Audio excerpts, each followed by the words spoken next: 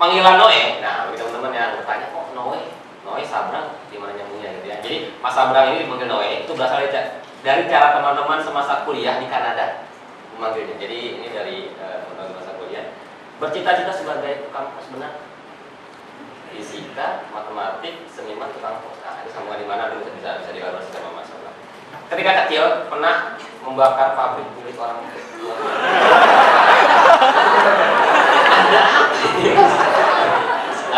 Eksperimen ya, fisika matematika. Kita bisa ditanyakan lagi Mas Sabrang. Mas jangan kamu gimana sih? Oke, terus tidak ingin berkuliah di jurusan seni musik karena dirasa terlalu sulit saja. Kecebur berarti Mas di musik ya Mas ya. Nah, kita elaborasi. Sedang mempersiapkan film keduanya, benar ya Mas ya? Oh enggak, wah ini panitia nih salah. Nah, dan beliau pertama kali menjadi guest star di acara penutupan PK 41 dan ini pertama kali kita jadikan minta beliau menjadi sebagai narasumber di PK 41. Baik, silakan Mas. Kita mau ngapain hari ini? Ya silakan Mas.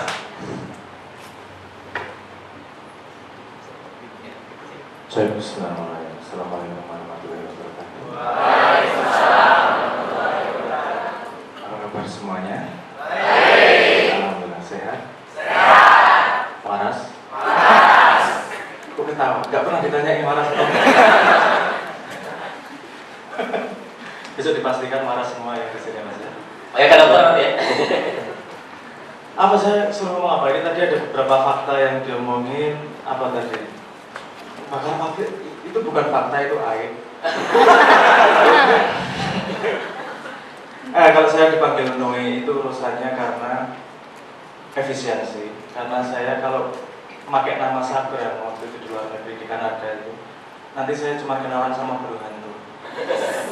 Ini ketawa nggak paham tapi pasti. Nggak paham. Makanya saya jelasin dulu. Jadi namanya siapa? What's your name? Gitu kan? Sabrang. Sabrang. Burung hantu ya.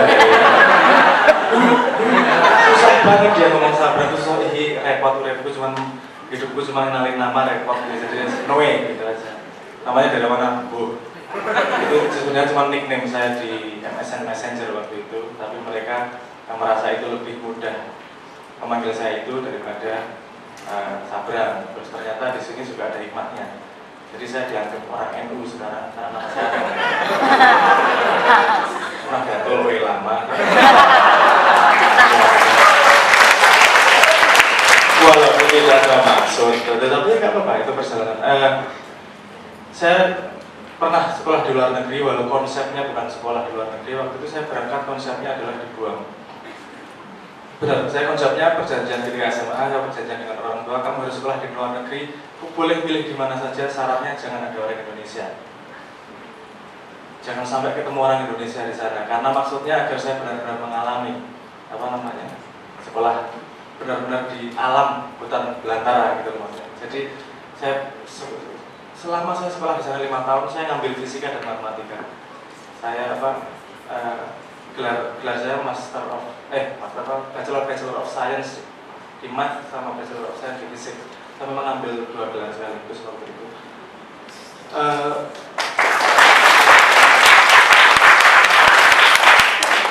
Anda menganggap ini prestasi ya, padahal itu kebodohan saya. Ini kayak begini. Mohon maaf kalau saya keluar bahasa Jawa yang kecolot karena saya dari kebetulan di Jogja, saya dari Jogja, jadi mohon maaf. Ya, jadi yang waktu itu berangkatnya konsepnya berlatih tidak hanya urusan sekolah, tapi juga urusan hidup. Jadi saya berangkat tidak diantarkan, berangkat sendiri, dijenguk sekalipun nggak pernah, lulus ujian pun, lulus kuliah juga nggak ada foto-foto sekalipun. Jadi berangkat tak diantar, pulang tak dijemput seperti jalanku. Alhamdulillah masih hidup. Itu pengalaman luar biasa dari saya, dan kalau melihat dari perjalanan saya kecil itu rentangnya sangat jauh, karena saya kecil hidup di Lampung, di metro yang listrik aja nggak ada. Saya merasakan dari SD sampai SMP itu macul ya jogo gabah, yo panen gabah, motone loro dan seterusnya lah. Yang di sini ada pernah mengalami itu, disuruh neneknya, suruh kakeknya jaga gabah untuk biar nggak dimakan ayam kan, gabah biar kering dulu dijagain biar itu kan kayak itu pekerjaan paling menyiksa seumur hidup itu. Kamu disuruh patung gini nih, ada ayam datang terus berdiri sedikit mau pipis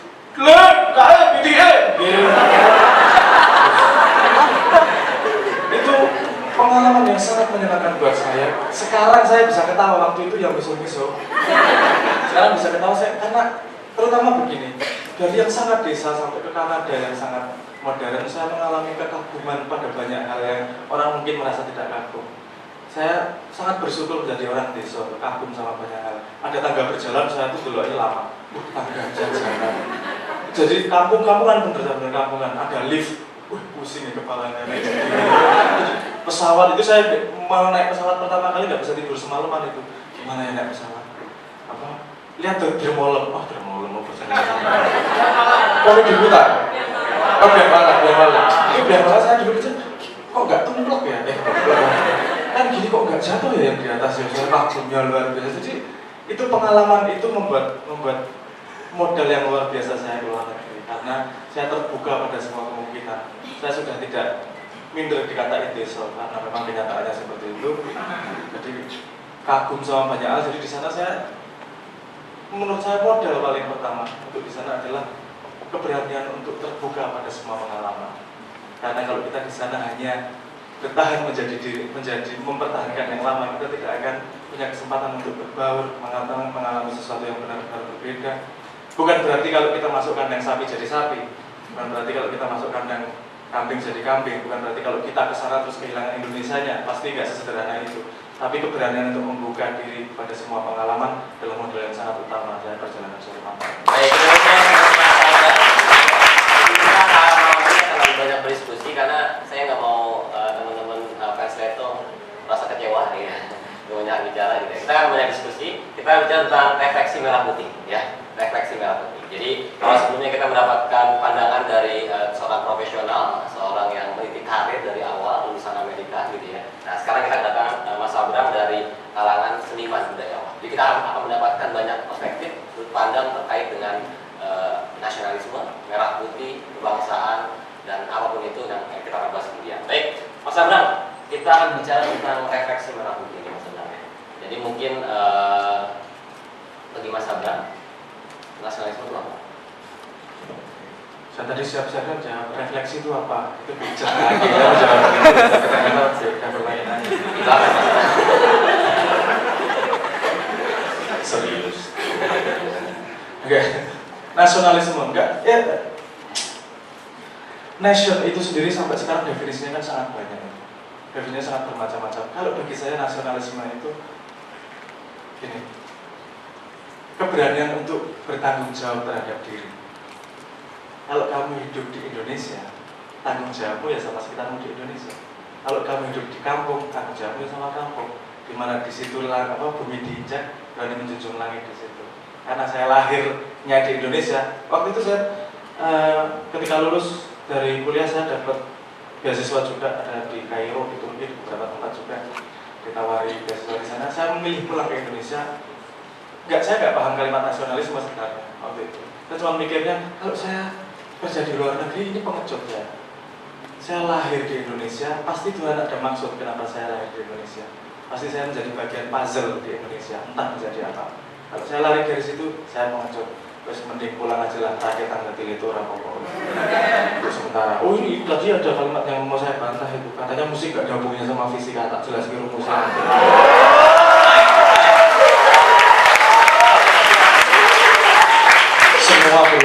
Semua berhubungan. Kalau sesuatu kelihatan tidak berhubungan, itu karena kita belum tahu hubungannya apa. Jangan bedakan pengetahuan dan ketidaktahuan ya. Oke, nasionalisme saya nggak mau gakit-gakit. Nasionalisme saya nggak ngomong tentang nation. Saya kalau mau jujur ya, negara yang bentuk namanya negara teritorial seperti ini kan buatan manusia. Buatan manusia bisa dirubah kapan saja. Tapi yang tidak bisa dirubah adalah Tuhan memutuskan saya lahir sebagai wong medok, wong Jawa sing ganteng iki. Minimal menurut ibu saya sendiri.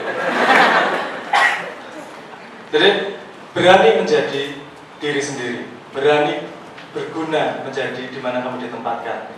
Kalau kemudian kamu di Indonesia, otomatis kamu berguna untuk menjadi Indonesia. Di Indonesia itu urusan otomatis, urusan keberanian menjadi diri, urusan. Karena menurut saya kalau kamu mengingkari itu, kamu sudah mengingkari Tuhan. Orang kamu dikasih situ, Tuhan pasti ada maksudnya, ada tujuannya kok. Entah menjadi apa. Kadang-kadang saya juga punya berpikiran gitu, terus saya bisa ngapain tuh buat Indonesia, orang segini banyak. Terus saya kemudian teringat cerita seekor dompet seekor, teringat cerita dongkrak dalam mobil itu gak ada gunanya, kecuali ban bocor. Kalau ban bocor dia baru berguna. Itu sepanjang hidupnya kalau saya jadi dongkrak pasti hidup saya ngapain tuh di sini, gak pernah disenggol, gak pernah disentuh. Tapi ketika ban bocor dia baru tahu gunanya. Nah jadi bertahan hidup untuk tidak karatan dan berguna dengan maksimal ketika dibutuhkan itu membutuhkan energi dan membutuhkan dedikasi luar biasa. Melakukan yang terbaik nanti ketika dibutuhkan saya siap. Karena kemarin keberuntungan, karena keberhasilan itu pertemuan antara kesempatan dan persiapan. Kalau kita tidak pernah mempersiapkan secara benar, kesempatan datang seperti apapun tidak akan jadi. Kalau kita persiapan seperti apapun, kalau kesempatan tidak datang juga tidak jadi apa-apa. Dan karena kita karena kita hidup berkomuniti, punya bukan silaturahmi, kita saling tergantung satu sama yang lain, otomatis kesempatan akan terbuka. Yang di situ yang berbicara kemudian adalah kemampuan kita menyiapkan diri untuk berperan pada kesempatan yang diberikan oleh Tuhan. Nah, nasionalisme adalah kemampuan menyiapkan diri untuk berguna di sekitarmu. Entah itu negara, entah itu bangsa, entah itu sebutannya kerajaan, entah itu nggak penting, itu buatan manusia semua.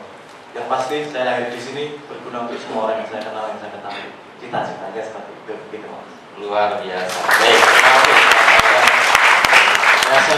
nasionalisme itu sederhana, kita bermanfaat di sekitar itu ya.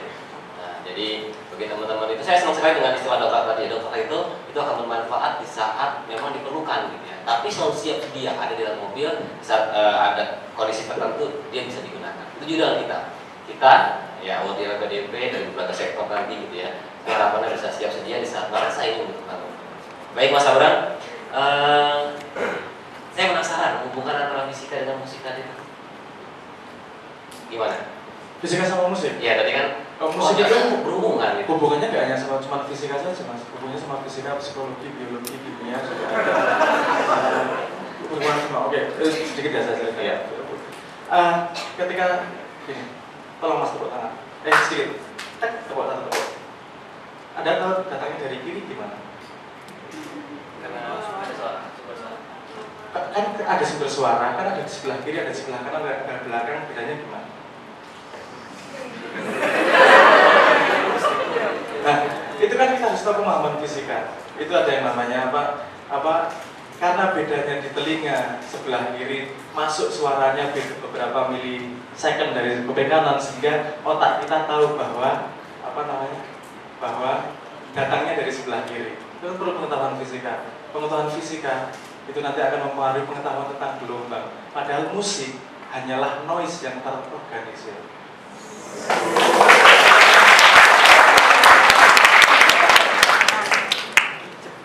Jujur saya tidak niat jadi band-bandan, tidak niat jadi Leto. Leto itu muncul ketika dipaksa namanya keluar. Artinya apa saya nggak paham, melatnya di foto juga boleh. Saya memang tidak niat bikin band. Waktu itu saya penasarannya begini. Ada impuls yang namanya musik, suara bisa masuk telinga kok bisa mempengaruhi mood ya. Itu gimana sih? Indonesia mengumpulkan 40 lagu populer dari tahun 60 sampai 90 waktu itu. Terus saya interpolasi mencoba mencari polanya di situ. Ada beberapa frekuensi penting, ada beberapa frekuensi yang mempengaruhi, ada beberapa harmoni yang mempengaruhi. Itu rumus itu kemudian saya pakai untuk membuat lagu-lagu yang menjadi Ruang Rindu, jadi Sebelum Cahaya, jadi Sandaran Hati. Itu tidak hanya murni urusan rasa, tapi juga urusan pengetahuan tentang fisika. Ada heterodynamic namanya. bagaimana ketika dua gelombang bersatu dia menimbulkan beat suara sehingga efeknya di telinga rada mumet, nanti rada senang, itu ada efeknya semua. Contohnya misalnya begini, kalau kamu ngomong frekuensi di suaramu, frekuensi di 2,8 kHz lebih bergede 3 desibel daripada frekuensi yang lain, suaramu pasti akan terlihat seperti orang jujur. Wah, suaranya dari dalam hati ini, suaranya orangnya jujur ini. Itu semua adalah frekuensi suara. Jadi apakah musik berhubungan dengan itu? Berhubungan banget, Mas.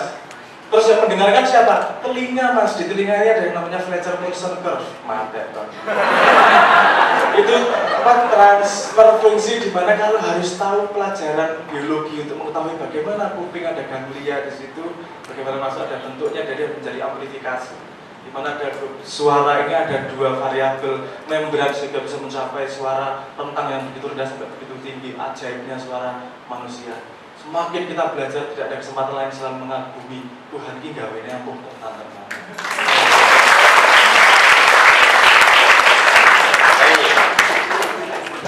Mas Sabram, ya, dari beberapa data yang kami dapatkan, Mas Sabram ini pernah menjadi produser, ya, dan ini filmnya berbau nasionalisme, Guru Besar Cokro Aminoto, gitu ya.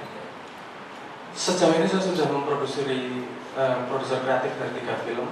Film pertama Minggu Pagi di Victoria Park bercerita tentang TKW di Hong Kong. Yang kedua film Raya bercerita tentang perjalanan spiritual seorang dua orang perjalanan film perjalanan. Yang ketiga Guru Bangsa Cokro Aminoto. Ya, Guru Bangsa Cokro Aminoto bercerita tentang Cokro Aminoto. Salah satu karena begini, kita tuh terbiasa merayakan, tidak biasa menghargai perayaan, tidak menghargai asal. Yang paling kita hargai adalah kemerdekaan Indonesia. Tidak berpikir benihnya di mana. Yang kita hargai ulang tahun, tidak pikir bapak ibunya setengah mati, enak kita bikinnya, ketika PDKT-nya dan seterusnya, itu kan perlu dihargai yang namanya proses. Nah, Cokro Aminoto adalah bibit, karena dia adalah gurunya dari Soekarno. Itulah bibit Indonesia. Kita harus, kalau mau mempelajari Indonesia, mau nasionalisme, mau tahu sejarah, kita harus mau menghargai ke belakang nenek moyang kita. Karena negara yang putus dengan sejarahnya adalah negara yang paling mudah dihancurkan. Jadi kita bikin Baik, sebagai seorang budayawan Mas Sabram, sebagai seorang seniman, bagaimana Mas Sabram menanggapi kondisi bangsa kita hari ini dengan segala keserautannya, gitu ya. Jadi harapan atau sebagai seorang seniman, bagaimana Mas Sabram bisa menjadi atau mengambil bagian solusi atas permasalahan, apakah dengan syair, gitu ya, atau dengan syiar film dan sebagainya. Mungkin Mas Sabram bisa menjelaskan kira-kira akan seperti apa. Pertama, gelar budayawan dan seniman itu saya nggak tahu datangnya dari mana. Jadi saya tidak bisa tanggung jawab untuk menjawab Dari situ, Mas. Tapi karena saya baik hati, saya menjawab. Nomor 2, untuk berperan untuk Indonesia saya harus tahu diri. Saya bukan pemimpin, saya bukan nabi, apalagi rasul, wali juga bukan. Jadi sebenarnya saya tidak punya tanggung jawab untuk seluruh orang Indonesia. Gitu. Tapi yang bisa saya lakukan adalah begini. Kita tidak tahu persis apa yang kita lakukan, apakah efeknya baik atau buruk. Kadang-kadang, misalnya begini, kalau ada ambulan lewat membawa orang sakit dan kita adalah motor di depan ambulan, cara kita menolong bagaimana? Minggir. Kadang-kadang menolong tidak melakukan apa-apa juga kadang-kadang. Jadi bukan harus selalu menolong untuk melakukan sesuatu. Melakukan sesuatu yang tepat adalah melihat keadaan saat itu dan mencari kesempatan melakukan yang terbaik saat itu. Untuk urusan lebih besar Indonesianya, saya serahkan itu pada Gusti Allah. Karena saya percaya begini, kalau kita semua segini aja 127 orang. Ini saya mau tanya nih, kenapa 127 ini? 127 orang aja melakukan yang terbaik pada setiap momen. Yang terbaik itu gini loh. Bukan maksudnya terbaik dalam sebuah konsep belief system tertentu. Maksudnya gini aja. Dalam suatu keadaan, aku bisa berperan sebagai apa untuk membuat keadaan itu lebih baik. Peran-peran kecil aja lah. Jadi bapak, jadi pengguna jalan.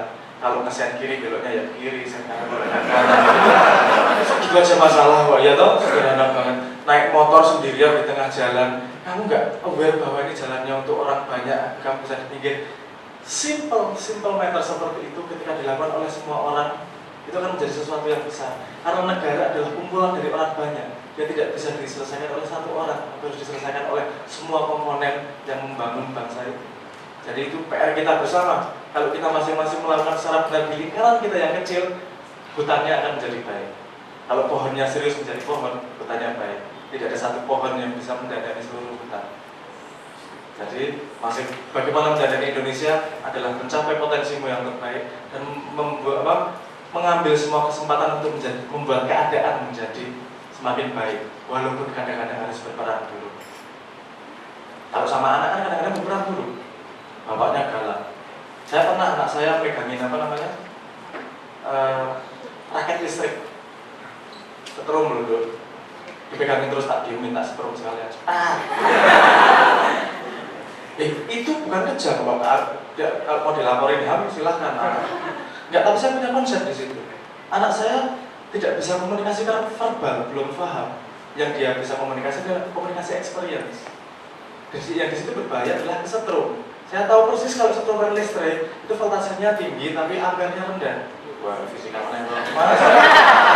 Jadi itu tidak mungkin membunuh si anak.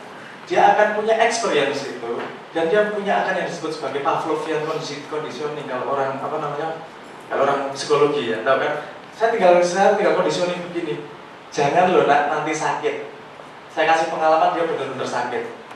2 kali 3 kali omongan saya akan dipercaya. Nah kadang-kadang kan kita harus berbuat seolah-olah buruk, seolah-olah marah tapi tanpa amarah. Jadi untuk membuat sebuah keadaan jadi lebih baik sebisa mungkin. Itu aja. Baik, yang ngefans banget sama Mas Noe, Leto, maju ke depan. 1 orang silakan volunteer. Nah, ya karena bukan kurang tahu. Mic-nya apa nih dia? 1. Silakan Mas, saya kasih kesempatan 1 kali untuk bertanya mungkin. Kalau ada pertanyaan, tadi sebelum bertanya satu kayak paspornya gitu lah. Ada yang apa lagunya? Lagu itu? Nyanyikan satu baik. Ya satu lagu nggak apa sih? Nah.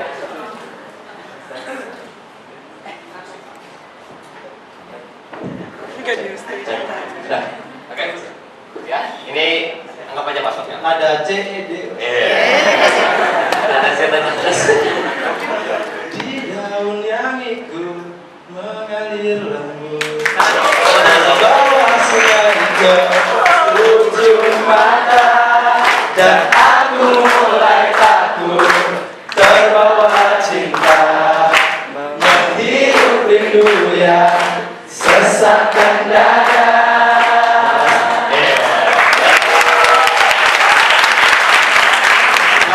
Pertanyaan, ya. Jangan lupa sebutkan nama dan kampus tujuan. Terima kasih. Nama saya Yogantara Mas, saya dipanggil Yoga. Kampus tujuan di Queensland University of Technology di Australia. Sebenarnya saya punya sedikit cerita unik ya. Mungkin ibu saya kalau tahu Mas ada di sini mungkin akan salam ke Mas di sini. Karena saat itu saya pernah waktu STM, saya kan mau gondrongin rambut gitu, mau dibuat panjang gitu. Tapi ibu saya melarang gitu.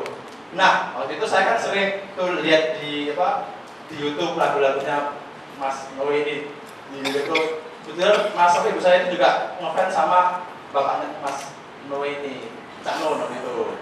Nah, akhirnya saya tunjukkan. Bukan, ya saya tunjukkan. Mak, ini ada musisi bagus. Saya dengerin kan salah satu lagunya gitu kan didengerin.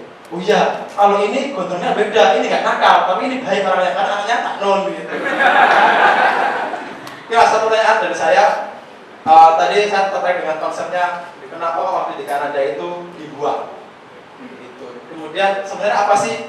Sudah pernah nanya nggak ke Cak Non itu kenapa kok membuang Mas Sabrang ke Kanada? Apakah ada konsep seperti Mas Noe tadi mengajarkan kepada anaknya tadi seperti apa? Jadi terima kasih.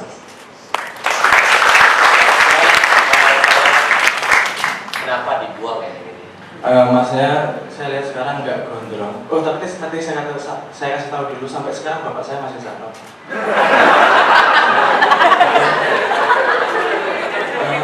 Kalau dua masnya saya lihat sekarang nggak gondrong berarti gagal ya minta izin gondrong.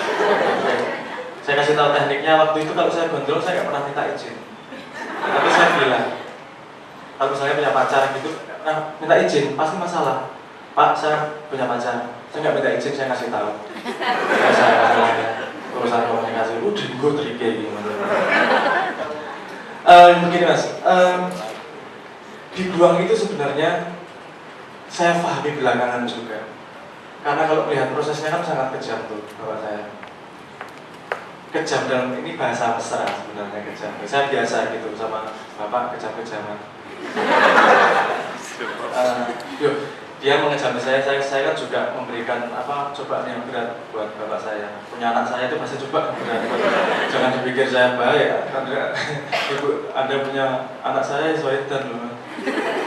Parah saya. Bakar pabrik itu baru satu yang sekarang yang lain.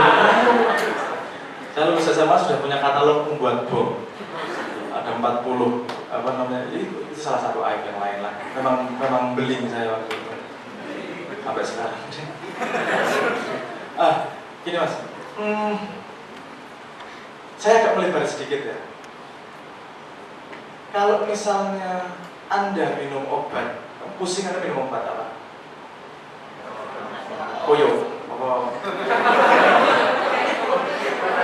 misalnya Bodrex, apakah Anda tahu persis prosesnya? Kan Anda pakai iman. Menurut saya iya, Anda pakai iman. Karena Anda nggak tahu prosesnya harus hukum mati sih, percaya lah.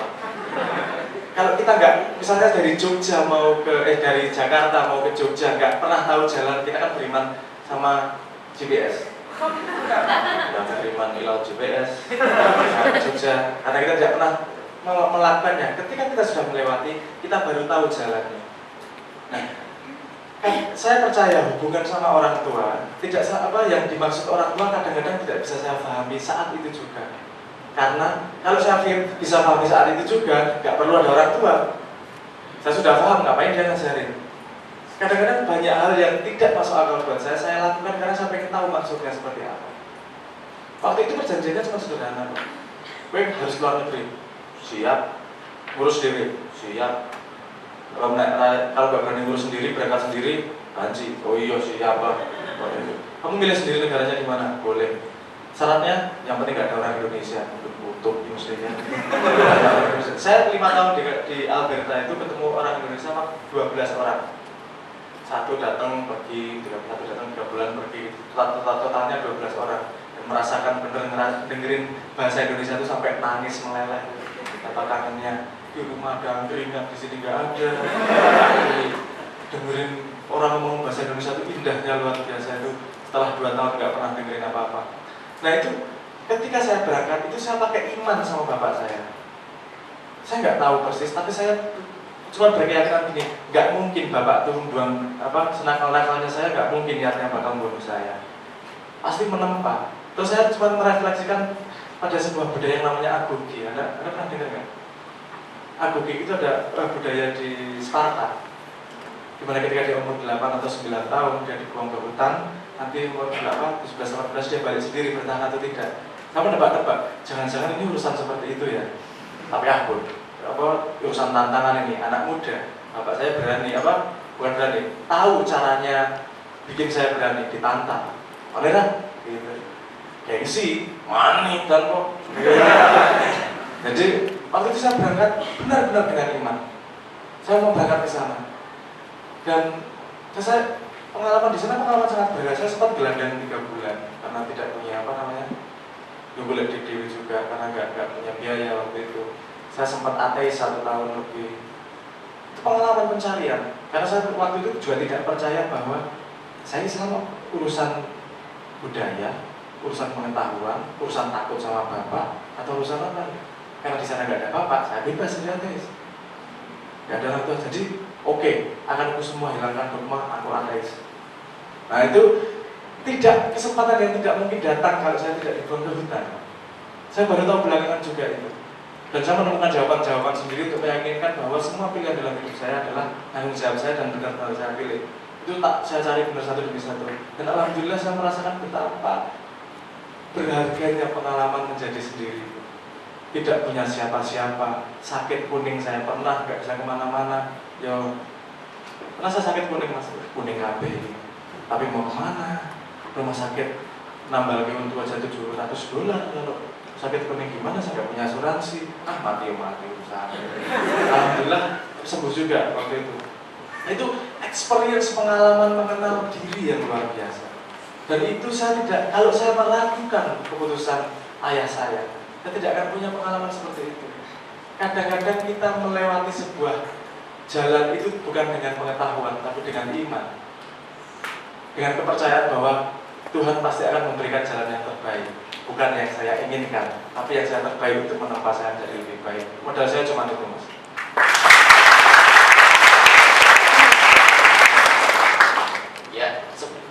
Ada sebuah pemahaman bahwa semakin kelas ditempa semakin bagus ya, semakin bagus kualitasnya. Ini sebenarnya kita harus mengurangi waiting allowance kayaknya.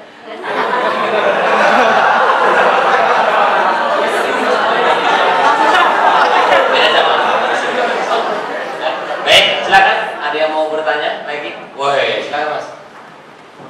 Mas tentu ya. Ya silakan. Assalamualaikum warahmatullahi wabarakatuh.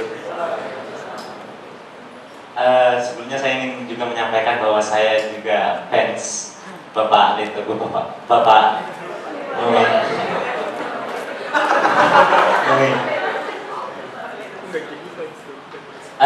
nama saya Abdul Rafiq Badrilizal Muzamil dengan Universitas Juan, The University of Manchester.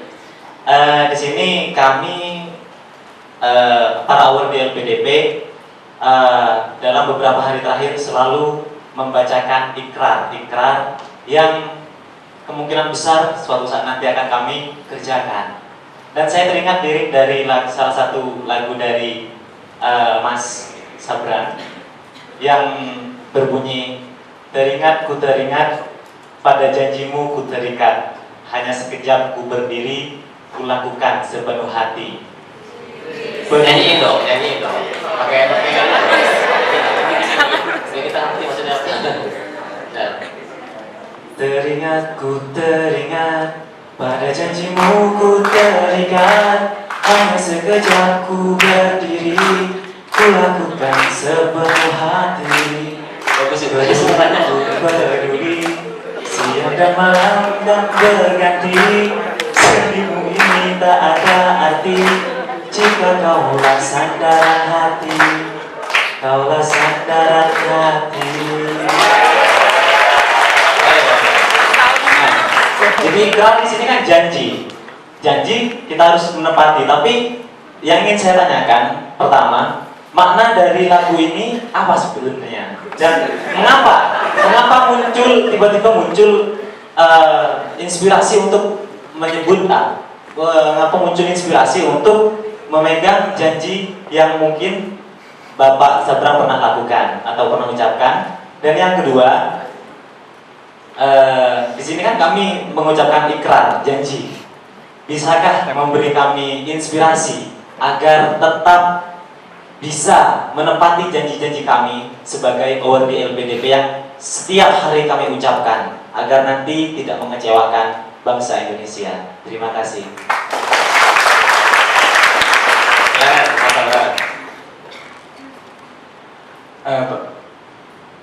Sebelum saya menjawab, saya minta maaf kalau saya banyak menyebut referensi Islam.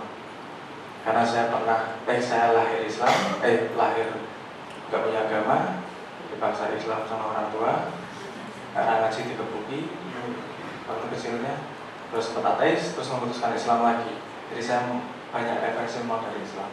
Nanti kalau saya nyebut referensi Islam, mohon itunya, maklumannya. Oke, ini tentang sandaran hati ya. Yakinkah aku berdiri di hampa tanpa tepi, bolehkah aku mendengarmu?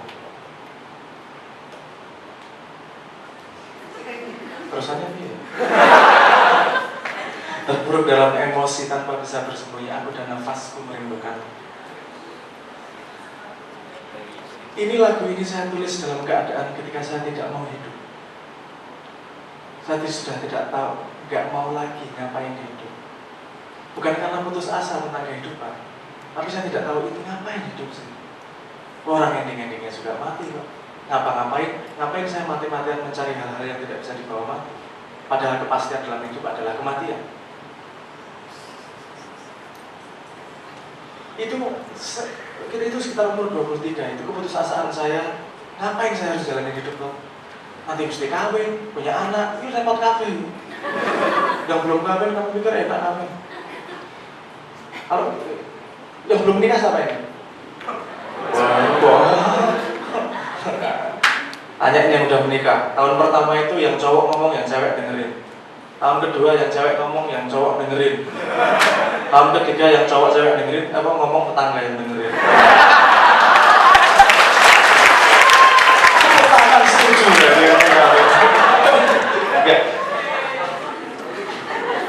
Banyak setahun yang lalu banyak yang membuat meme tentang lagu itu, diartikan sebagai sholat. Saya nggak masalah sama sekali, karena hampir 100% lagu yang saya buat itu saya tidak membuat dengan bertapa. Itu gawene karo gaple, santai dan seterusnya. Tapi itu memang saya tidak mengambil satu inspirasi, saya mengambil kesimpulan pengalaman sepanjang hidup saya dan memilih kata yang tepat dengan nuansa yang saya miliki. Jadi itu mengekspresikan nuansa, bukan mengekspresikan arti, bukan mengekspresikan arti literer. Kan kalau lirik kamu bisa memotret kejadian, kamu bisa bercerita sebuah kejadian, kamu bisa mengenang, kamu bisa membuat nuansa. Nah, saya ingin mengikuti narasi yang biasa saya baca dari Quran. Quran itu tidak bisa dibaca sendirian, kamu harus punya persepsi di dalam dirimu. Jadi ketika saya nulis lirik itu biasanya harus ditambahi persepsi pribadi untuk bisa mengartikan. Nah, saya akan menceritakan persepsi saya ketika menulis. Ya. Kalau artinya bebas mana itu, artinya gimana kan? Waktu itu saya putus asa tentang hidup, ngapain hidup. Makanya itu kalimatnya gini, yakinkah aku berdiri di hampaan tepi, kehampaan semua ini. Bolehkah aku mendengarmu, terpuruk dalam emosi tanpa bisa bersembunyi. Aku dan nafasku merindukanmu, karena aku bukanlah nafasku. Nafas ini hanyalah sebuah kendaraan untuk aku, tapi siapa aku? Ngapain aku? Gak jelas ngantri nunggu mati. Ya kan intinya itu. Tapi kemudian saya teringat sebuah janji. Janji yang saya maksudkan adalah perjanjian ketika sebelum lahir. Kalau kamu wong Jawa, topo dan segala macam, kamu bisa menemukan diri sejati, bisa menemukan jabang bayi untuk bisa mengetahui janji sebelum lahir itu seperti apa. Kalau menurut Quran ada ayat yang mengatakan bahwa apakah kamu lupa tentang perjanjian sebelum kamu dilahirkan? Ada ayat seperti itu ya. Nah itu yang saya maksud janji dia adalah di situ. Tidak mungkin saya lahir tanpa izin Tuhan. Ada perjanjian itu. Saya dilahirkan sebagai orang Jawa. Saya dilahirkan pada posisi ini. Saya anak ini, belinya segini, pasti ada tujuan. Jadi saya ngomong gitu. Teringat pada janjimu ku terikat. Karena semua yang terjadi dalam hidup saya adalah perjanjian sebelum kelahiran.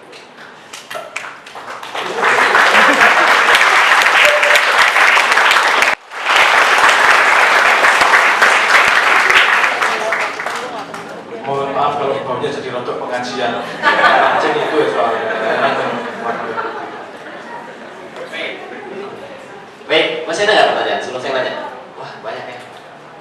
Ya udah, sip. Nanti saya pengen dulu. Silakan, siapa? Kita lanjutkan yang serius yang sesuanya. Ya. Oke, Mas ya Mas. Kembar apa ya? Kembar Mas nih no ya. Senang banget ya kembar. Tuh kenapa Mas kalau tujuan? Enggak, sebentar. Ada yang hafal lagu laptop? Enggak. Oke Mas. Gak dosa Mas, tenang aja. Tapi gak pernah dengar lagu itu. Perkenalkan, nama saya Gani, Universitas Tujuan, Nanyang Technological University. Kebetulan saya juga S1-nya fisika, sama-sama bener juga Mas. Kebetulan saya dapat izin dari orang tua.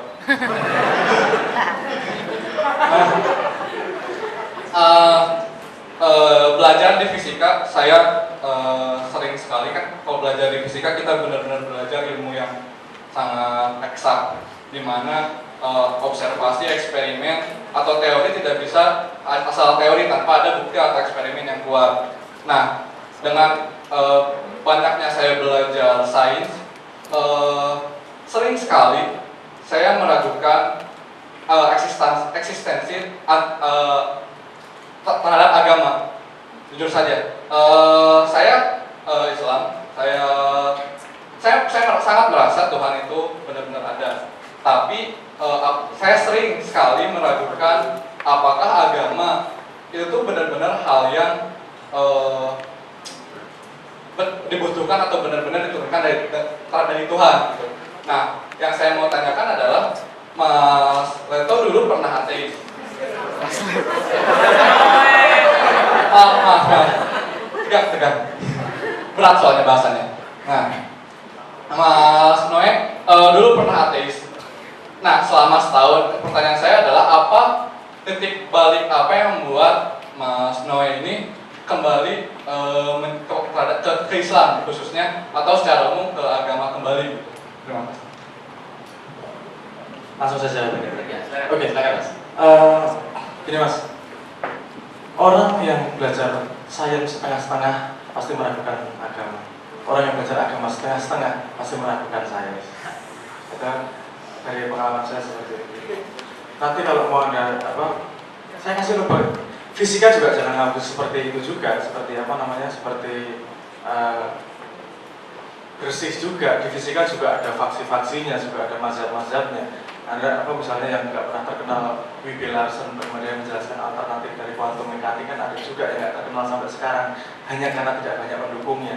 Jadi fisika pun juga banyak macam. Sains bukan membuktikan kebenaran dengan eksperimen, itu paling garis bawah itu. Dia tidak membuktikan kebenaran dengan eksperimen. Dia membuktikan bahwa teorinya belum salah dengan eksperimen. Ya, beda loh. Bukan membuktikan bahwa benar, tapi membuktikan bahwa belum salah. Kalau terbukti salah juga tahu semua. Oke. Ini sebelumnya menjawab tentang ateis itu tadi. Agar masih mau mencari tentang fisika, mentoknya fisika di mana? Mentoknya fisika di sini. Anda belajar kuantum mekanik juga kan? Anda tahu double slit eksperimen. Double slit eksperimen. Oke. Kemudian Anda tahu delayed quantum eraser. Cari. Saya sedikit memberi petunjuk ke dia. Delayed quantum eraser. Gini, split eksperimen itu membuat cahaya menjadi dua. Cahaya kemudian bisa bersifat gelombang dan bisa bersifat cahaya. Bedanya kalau ada yang mengobservasi. Sampai sekarang fisika tidak bisa menjelaskan kenapa observasi bisa merubah sebuah outcome. Itu sampai sekarang belum bisa ketemu. Konklusi satu-satunya adalah yang membuat realitas adalah adanya kesadaran. Padahal semua ilmu dari ilmu neuroscience, biologi, psikologi sampai sekarang mentok untuk bisa menjelaskan apa itu namanya consciousness. Apakah dia adalah efek atau adalah sebab dan segala macam, ini hot debate saat ini. Apakah itu consciousness lagi rame gitu. Kalau kamu pakai versinya Sam Harris ya jadinya ateis. Kalau kamu pakai versinya yang lain bisa jadi sangat sangat agamais, spiritualis.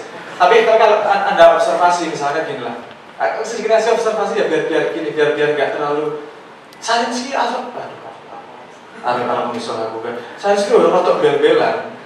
Kan misalnya gini, kecepatan cahaya, apa benar kecepatan cahaya segitu? Dihapus sih gue enggak. Dari tahun 1928 sampai 1945 itu kecepatan cahaya turun menurut observasi. Itu disebut sebagai di dunia fisika disebut sebagai aibnya orang fisika. Terus kemudian mereka mengumpulkan lagi dari eksperimen macam-macam, diambil rata-rata, terus kemudian meternya berdasarkan cahaya. Jadi kalau cahayanya berubah kecepatan, meternya nggak berubah. Kan beli-beli nanti terpihak. Nakal-nakalan itu. Nah, oke. Jadi jangan terlalu memandang sains gitu juga ya. Dia juga banyak lubangnya sama sekali. Oke, apa yang membuat saya keluar dari ateisme? Tapi itu Gusti Allah memberi jalan saya juga luar biasa. Tapi saya nggak punya duit. Terus saya gelandang karena suhu di sana waktu itu musim dingin sekitar minus 25, minus 20, minus 15 itu di Alberta segitu memang.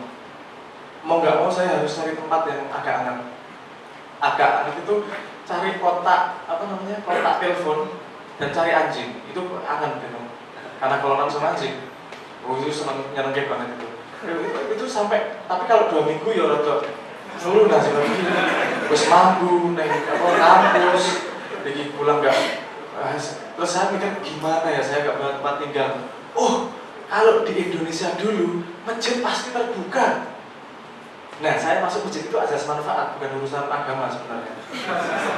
Wah, daripada mati, lumayan aku Islam di Indonesia dipercaya. Saya ke masjid.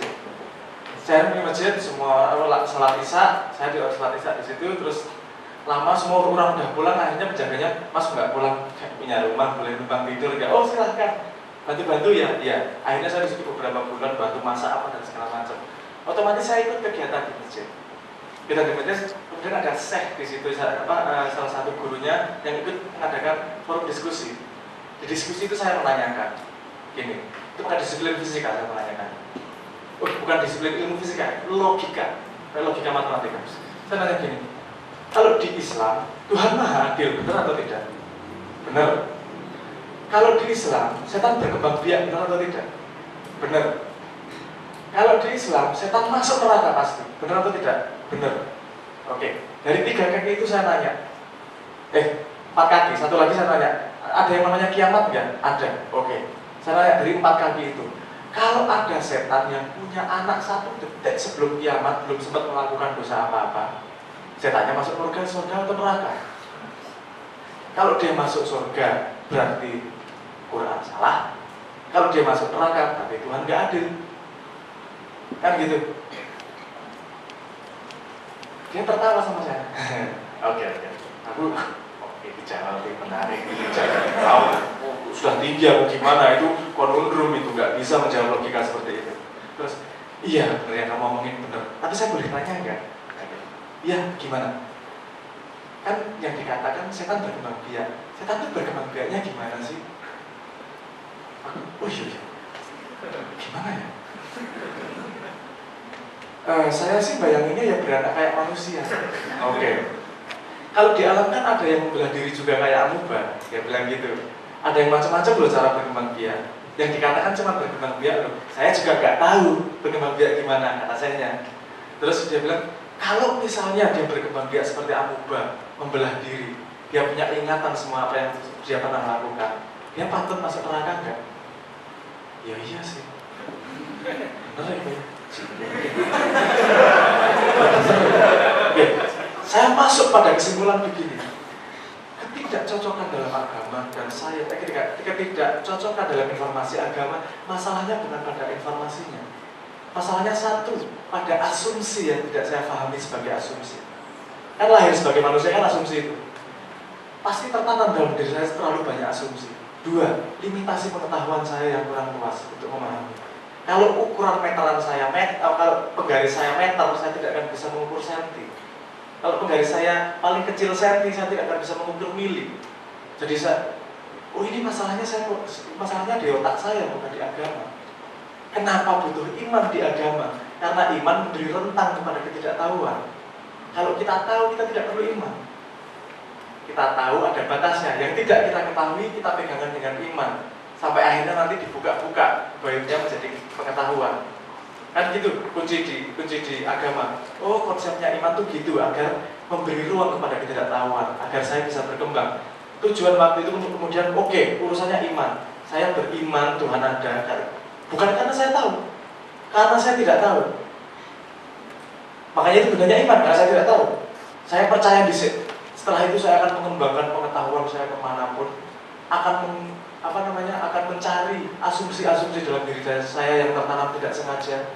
Misalnya diloke pesek marah saya, terus saya mikir, kok kenapa ya saya marah ya? Pikiran pertama, bocah nasu kok bocah jahat kok, dia nggak baik kok, masa katain saya pesek.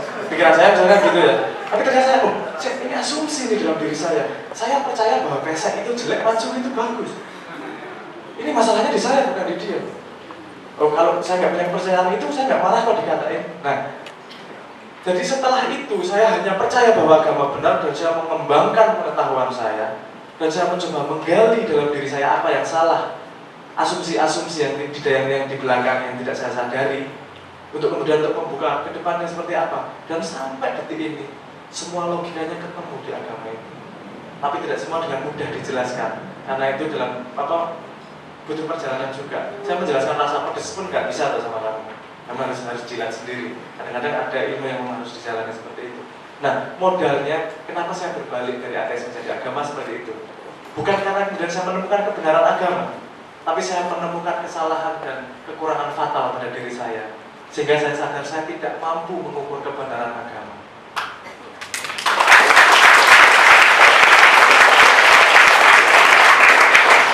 Paham maksud saya? Oke. Tidak ada fisika sama matematika sama apa namanya? Quran itu menyenangkan, Mas. Coba Anda lihat misalnya gini. Sedikit aja. Pakai review aja sedikit. Betapa pentingnya. Tuhan senangnya yang mana? Ganjil tuh. Jumlahnya ayat di Quran berapa? 114. Surat. Sorry. Bukan ayat, surat. 114. Katakan itu apa namanya? Al-Fatihah disebut sebagai pembuka. Katakanlah itu jangan dianggap nomor 1. Nomor 1 Al-Baqarah. Oke, karena kan kunci, masuk kunci nempel terus sama lemari kan enggak juga. Kuncinya kita inginkan cuma lemarinya dari Al-Baqarah sampai 113. Ada surat yang namanya Al-Hadid, yang artinya besi. Anda lihat jumlah berat atomnya seberapa, dan lihat urutannya berapa di Quran. Anda akan ketemu bahwa Al-Hadid menunjukkan sama dengan berat atomnya. Itu contoh kecil di Quran. Lalu banyak sekali di Quran. Ada yang ngomong black hole, ada yang ngomong visi, ada yang ngomong fusi. Cuman memang memahami Quran tidak dengan bahasa literal. Kita harus tahu sastra. Memahami Quran bukan hanya dengan logika, tapi juga dengan rasa. Kalau kita tidak ma'aruf nafsahu, kita tidak akan bisa menemukan rasa untuk bisa benar-benar memakan, melihat refleksi dari Quran. Itu pesan saya. Fisika Anda akan sangat terbantu dengan pengetahuan agama yang murni, yang Anda cari sendiri, gitu ya. Oke, Mas Afwan. Oke teman-teman, saya pen dulu ya, bagian ini bertanya. Saya mau nanyakan sebelumnya masalah nasionalisme ya. Yang sering kita bahas di setiap forum kita. Yang kedua masalah integritas masyarakat ya. Kita sebiasa diucapkan atau dibahas oleh orang-orang yang politisi gitu ya. Terus juga masalah korupsi sebagai dibahas sama politisi, terus juga para pengamat. Itu jarang sekali dibahas sama seorang seniman. Gitu ya. Nah, yang saya tanyakan, bagaimana Mas Abang sebagai seorang seniman itu melihat integritas dan permasalahan bangsa ini yang minus integritas. Ya. Saya Karena menurut saya begini, integritas itu menjadi bahasan di luar karena mereka butuh orang tahu bahwa dia berintegritas. Integritas itu letaknya di dalam. Kamu tidak menekuk-nekuk, tidak melanggar prinsip yang kamu tanam sendiri. Sederhana kok integritas seperti itu. Kamu punya malu sama dirimu sendiri. Misalnya kalau ada pejabat terus dia sambutan kemenangan, alhamdulillah saya sudah menjadi bupati. Saya sudah melihat, kalau saya kesimpulannya sudah sederhana. Oh, nggak punya integritas orang. Karena dia melihat bupati adalah fasilitas, makanya dia ngomong alhamdulillah. Kalau dia melihat bupati sebagai tanggung jawab, mesti ngomongnya astagfirullah. Ya Allah, aku berat pasti astagfirullah, doakan saya agar bisa. Pasti gitu. Orang alhamdulillah udah jadi bupati. Enggak seperti itu. Jadi menurut saya integritas kekuatan integritas seorang yang tahu hanya dirinya. Kalau yang udah dia ngomongkan itu pencitraan. Integritas hanya bisa dibuktikan oleh waktu. Konsistensi dirinya kepada prinsip yang dia pegang. Kalau pas di luar negeri saya berlatih itu sedikit. Dia pengalaman di luar negeri. Saya berlatih integritas itu dengan begini Mas. Saya merasakan kebebasan yang luar biasa di sana. Aku mau wae nggak akan ada yang mencatat, apalagi belum ada Twitter dan Facebook dan Instagram waktu itu. Jadi sangat bebas. Tapi saya juga merasa bahaya kalau saya tidak punya batas. Ini berbahaya. Saya harus mencari batas. Karena saya ateis, saya tidak mencari batas dari agama. Saya mencari batas, tak karang sendiri batasnya apa ya. Aku pengen apa ya? Aku pengen pakai anting ternyata waktu itu. Anak muda lah biasa. Saya pengen pakai anting, kayaknya kan tak pakai anting atau ganteng ya. Jadi, oke, saya akan membuat batas fanatik. Bisa nggak saya menjaga integritas? Bisa nggak saya menjaga prinsip saya? Pokoknya saya nggak pakai anting, nggak akan bolong kuping saya untuk anting. Itu pertarungan, cuma anting. Sekarang saya ketawa sendiri Mas. Tapi waktu itu pertarungan Mas. Pengen banget sampai akhirnya, udah janganlah pakai anting, jepit aja lah. Banjing loh ya. Tapi berusaha menahan diri untuk tidak ini memang saya tanam sendiri itu agar saya tes diri saya kuat nggak ya, saya kuat nggak ya gitu. Ya alhamdulillah sampai sekarang belum pernah bolongin kuping sih waktu itu. Nah, tapi itu salah satu latihan saya tentang integritas waktu di luar negeri ketika benar-benar tidak ada batas, karena sendirian orang Indonesia juga nggak ada benar-benar bebas waktu itu. Tapi saya juga merasa penting bahwa kita mengetahui batas itu sangat penting. Karena apapun di dunia yang kamu buat kalau nggak tahu batas nggak akan jadi apa-apa. Lagu nggak tahu batas 30 menit siapa yang mau dengerin? Puisi nggak tahu batas 20 halaman siapa yang mau baca? Semua itu urusannya batas. Bahkan kalau fisika, kalau Anda tahu partikel Tuhan Higgs boson yang namanya Jagat itu ada karena batas. Betapa penting yang namanya batas. Integritas adalah kesetiaan dia pada batas yang dia tanam sendiri pada diri. Itu menurut saya. Baik. Ada yang bertanya lagi? Oke. Bapak yang belakang, silakan Pak. Sebutkan nama dan kamu tujuannya.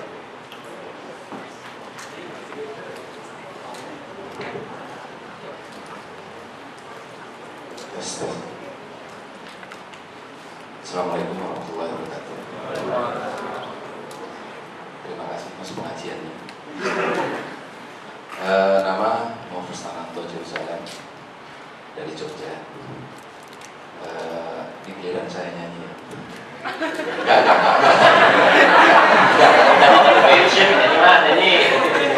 Enggak, ya saya ngefans sama bapaknya. Mas Cak Nun, ya saya pernah ke rumah beliau, Cak Nun. Pernah juga menyapa Mas Nu di satu restoran di Jogja waktu itu, kalau Mas Nu ini kan. Restoran Jepang lagi gawar.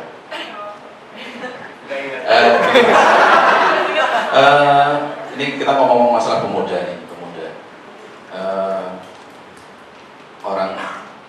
seseorang pemuda kadang-kadang dibayang-bayangi kepopuleran bapaknya.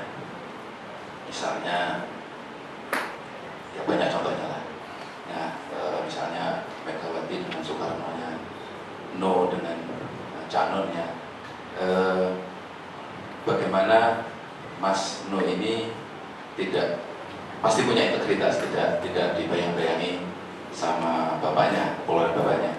Atau saya pertama melihat Mas No agak mirip sama bapaknya. Maksudnya bukan wajahnya ya, wajahnya memang mirip.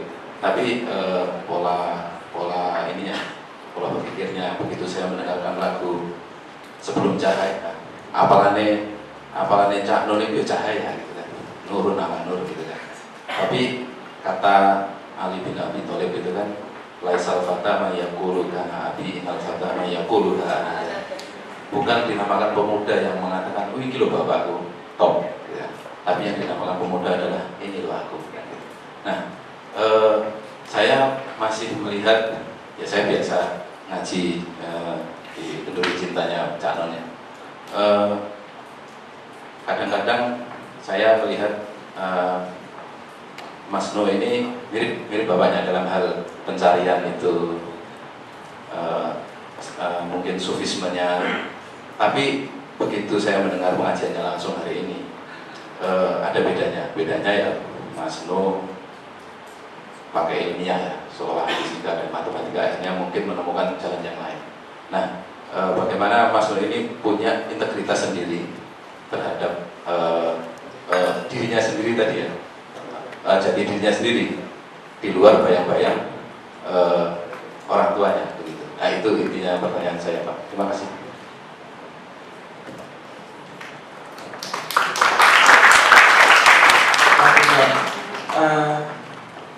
Saya tidak pernah berpikir tentang integritas.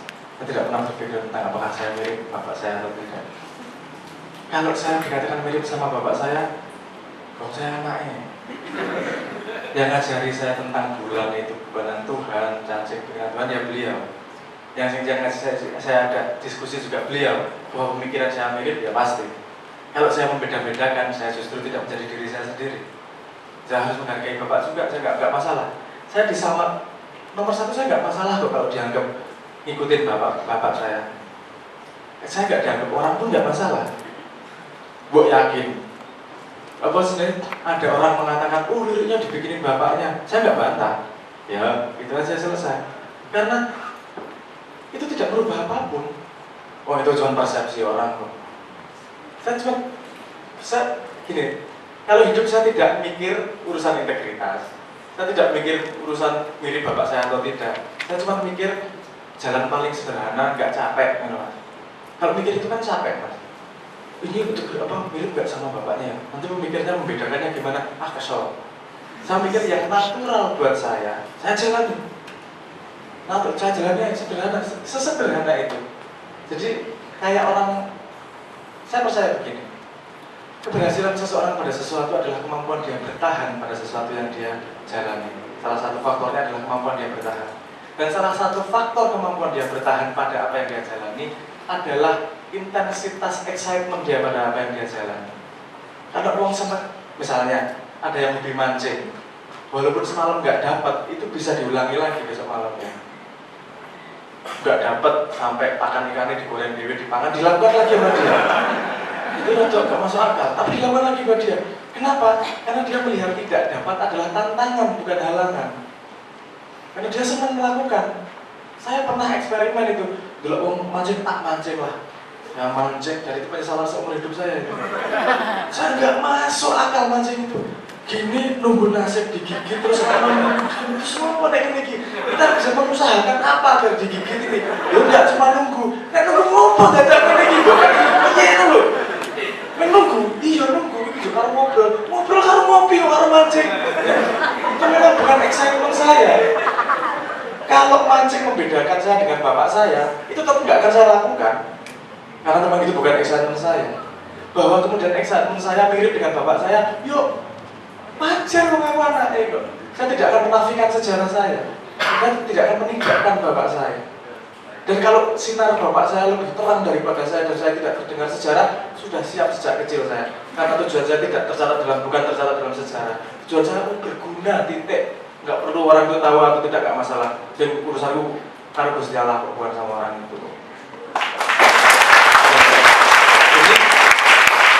Bagaimana menjaga integritas tidak dengan trik apa-apa, dengan sederhana. Rumusnya, siapa yang menemukan dirinya, dia akan menemukan Tuhannya. Yang saya cari adalah bagaimana menemukan diri saya sendiri. Titik. Pandangan orang lain nggak penting. Kenapa? Karena sesama siswa tidak bisa mengisi rapot teman. Yang bisa mengisi rapot saya hanya Tuhan. Itu aja.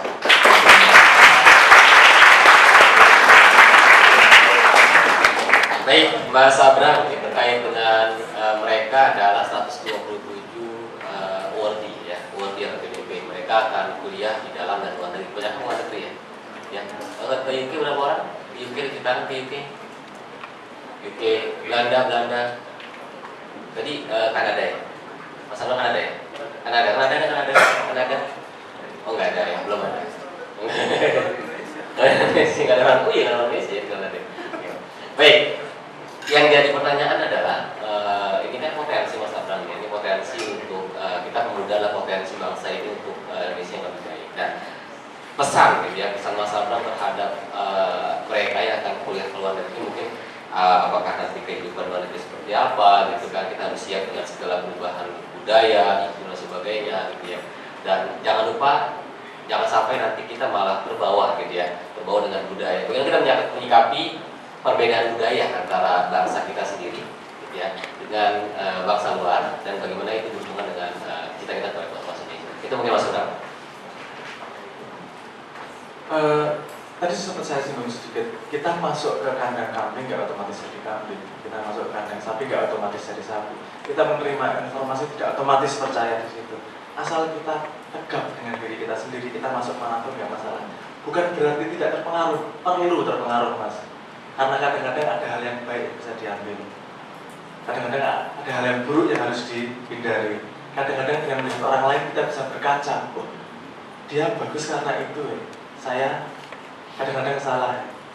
Saya ini waktunya udah habis ya? Masih lumayan ya. Oke, saya agak cerita sedikit panjang. Saya memberi contoh gini aja. Ini yang biasa saya sebut sebagai konstruksi kebenaran. Yang ingin kita cari kan kebenaran, dan kemudian bagaimana kita berkontribusikan kebenaran itu. Misalnya ada satu gajah dikelilingi 50 orang, difoto sama 50 orang itu, gambarnya ada yang sama nggak? Yang benar gambar yang mana? Benar semua ya. Kalau yang foto pakai kamera bagus dan satu ada pakai kamera yang buruk, satu buram, satu tajam banget, mana yang benar gambarnya? Sama benar-benar gambar gajah. Oke. Kalau kita kalau kita yang foto dari jauh dan satu lagi foto deket banget sampai kelihatan pori-porinya, yang benar gambar gajah yang mana? Dua-duanya benar.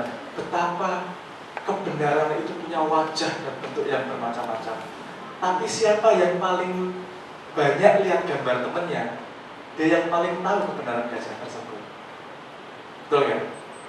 Kalau aku punya gambar ini, wong bule punya gambar itu, bukan berarti kita beradu mana yang benar mana yang salah. Tapi tak lihat gambarmu.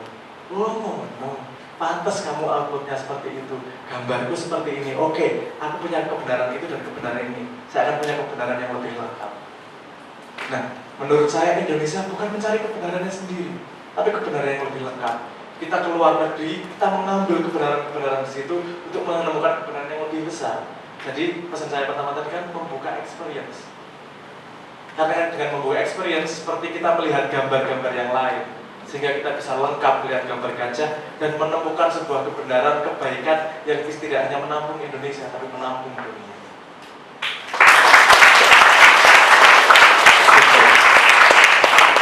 Pesan saya, kayak perhatian. Usulan saya, tips saya, pokoknya kalau nomor 1 itu tadi, betapa pentingnya open for experience, terbuka experience. Nanti dulu ngomong benar salahnya, ada pengalaman, ada perenungan. Kenapa Tuhan bikin siang agar kita mengalami, kenapa Tuhan bikin malam agar kita punya kesempatan merenungi. Ketika kamu mengalami, alami total. Mana yang diambil, mana yang tidak. Nanti ketika perenungan kita pikirkan. Alami jalankan cycle itu. Nomor 2, embrace. Embrace apa bahasa Indonesianya ya? Rangkul, apa? Miliki. Tahu lah ya, embrace. Mau ngapain aku? Embrace the unknown. Bagian terbesar dari manusia adalah ketidaktahuan. Kalau kita menyingkirkan ketidaktahuan kita akan menjadi orang yang merasa tahu. Kalau kita merangkul ketidaktahuan kita dan membungkus itu dengan, kayak tadi bahasanya iman. Kalau bahasa lain membungkus itu dengan objektivitas, misalnya gitu. Wah, ini aku tahu, ini aku tidak tahu. Merangkul ketidaktahuan sebagai bagian dari diri, itu akan membawa diri kita sebagai gelas kosong setiap hari, menyerap informasi yang sangat banyak. Jadi ketidaktahuan bukan untuk dibuang, ketidaktahuan adalah untuk diakui sebagai bagian dari diri. Kalau mau langkah selanjutnya, untuk diserahkan kepada Tuhan agar bisa dirubah menjadi pengetahuan, sehingga kita menjadi orang yang berserah, bukan orang yang menyerah. Itu. Baik, kita buka lagi kesempatan teman-teman yang bertanya, silakan. Oke, 2 orang ya. Silakan Mbak dulu Mbak. Sebutkan nama sama tujuan. Saya juga fans berat banget. Saya nggak pernah menyangka bakal actually bertemu gitu. Yang mau saya tanyakan, dan saya benar-benar heran dan gimana ya, kagum, karena selama ini saya juga sering berinteraksi dengan orang bela orang Indonesia kalau bilang. Terus saya juga melihat banyak sekali teman-teman saya atau orang-orang yang saya lihat yang mereka yang terbiasa dengan berinteraksi dengan bule tadi, mereka pasti terlihat perbedaan sikap dan segala macam. Cuman Mas Noy ini meskipun sudah tinggal di Belanda yang sampai ngemper, yang sampai segala macam. Oh iya, sorry, kan ada. Itu sangat kental sekali, nggak kelihatan sama sekali. Jadi saya jadi heran, kok bisa gitu.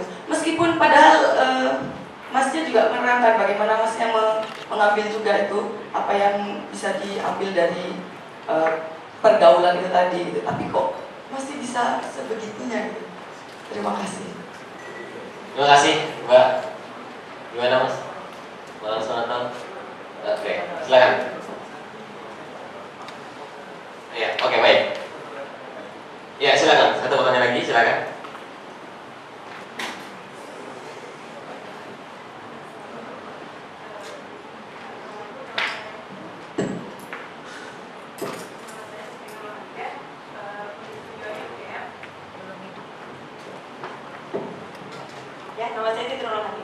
jurusannya Indonesia tujuannya adalah UGM. Saya mau tanya, Mas Noe kan kuliahnya itu fisika dan matematika. Terus apa yang menyebabkan bisa beralih ke dan berkontribusi di bidang sosial seni dan budaya? Terus yang kedua, apa yang membuat Kak Noe semangat hidup kembali? Terus apa jawabannya kenapa harus di sini gitu? Kenapa harus gini? Kenapa harus di sini di negara? Posisi Kenapa harus atau hidup? di bidang? Iya. Oh harus. Itu. Kenapa di bidang musik gitu ya? Iya. Oke, baik.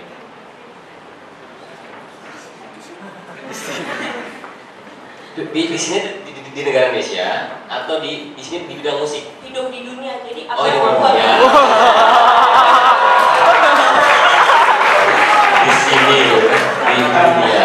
Mohon maaf, saya jawab setelah iklan sebentar ya. Saya nggak tahan benar-benar. Mohon maaf. Ya, silakan Mas. Nggak usah terbokin, nggak usah terbokin. Terbokin diri ya. Saya kalau udah selesai. Baik, teman-teman semua, sebelum kita sambil nunggu Mas Noe ya, saya mau tantang teman-teman semua nih ya, biar sesi kita klimaks gitu ya. Ada yang hafal lagu Retno dan bisa mengiringi? Di sesi kita akan belajar bersama mungkin. Siapa? Jangan saya Mbak, jangan. Jadi masa saya Mbak, jangan. Ya sama saya. Siapa? Oke, kita tentukan. Pengiringan dulu ya. Pengiringan tadi yang jadi keyboardis di ini bisa ya. Ada satu lagu yang hafal ya. Ya, musiknya tadi siapa tadi? Tangan. Coba tangan sebelum selesai talentnya. Bisa. Gak bisa Mas. Kalian bisa? Gak bisa Mas. Gak bisa, belum bisa. Oh, dan hafal. Ada yang hafal? Enak, iya. Oh, ngiringnya bisa. Ngiringnya bisa. Ya terserah sih. Kesepakati aja gara-gara yang menyanyikan hafal lagunya apa, semoga cocok sama yang mengiringi. Ya, itu dari pengiringan ya. Sekarang saya tanyakan, siapa yang mau bertanya? Bertanya. Oh ya, nanti ya kita ngomong lagi ya. Jadi gini aja nih.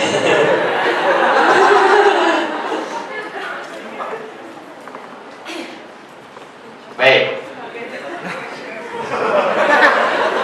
Kadang kita perlu marah tanpa marah. Oh, kata-kata saya bukan sedikit.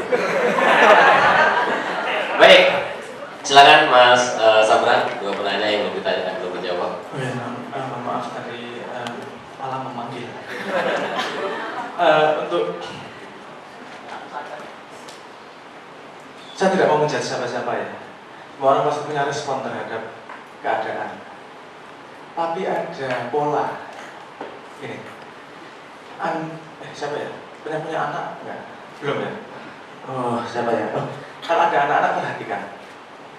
Kalau dia belum pernah ke taman bermain, dan perhatikan ketika dia masuk taman bermain bersama. Masuk taman bermain. Masuk. Lihat excitement dia. Dan kemudian lihat ketika waktu sudah berjalan. Kan berkurang pasti excitementnya. Itu pola yang terjadi di mana-mana. Misalnya, apalagi ya? Tadi aku dapat contoh HP. Nah, fisika gampang banget melihatnya. Kalau di musik itu yang sebenarnya transient. Kalau kita dengar suara, gitu itu. Itu yang terdengar sebenarnya 40% informasi itu hanya sekitar 1/10 dari panjang suaranya, sekitar 10 milisecond. Itu ledakan paling besar pertama, itu transient. Jadi ketika orang atau sesuatu masuk ke area yang baru, dia pasti senangnya luar biasa goyangannya, heboh.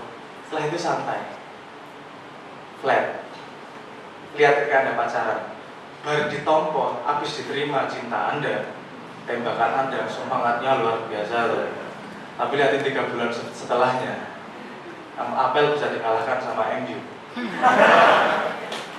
Nah, orang yang nggak lama bersentuhan dengan dunia baru, pasti dia terbawa pada dunia itu. Itu memang fasenya. Kadang-kadang ada fase gitu. Fase, wah, euforia, job Inggris-Inggrisan. Wah, terus misalnya barat-baratan karena dia melihat realitas baru yang sangat menyenangkan. Itu polanya seperti itu. Kadang-kadang ada yang tidak berbalik dari pola itu. nggak jadi normal, terus itu nyantol terus. Kadang-kadang seperti itu. Atau mungkin dia menemukan kebenaran yang lebih benar menurut dia dalam keadaan itu membuat dia nyaman. Mungkin aja, nggak masalah. Dan saya tidak melihat bahwa menjadi seperti bule atau juk medok meneh mana yang lebih baik, mana yang lebih buruk. Saya nggak melihat itu. Itu tendensi setiap orang lah, monggo lah. Tapi pasti yang pengen saya katakan di sini, untuk menemukan cerita secara lengkap tidak hanya outputnya. Anda perlu lihat informasi lain. Seberapa banyak dia terekspos dengan budaya luar, seberapa masuk prinsip-prinsip budaya luar yang masuk ke dia, sehari-harinya dia bagaimana. Ketika saya pertama kali bikin album itu, Roh Rindu, rekamannya udah hilang sayangnya. Ketika Roh Rindu pertama saya ditolak mentah-mentah sama produser saya karena suara saya bule.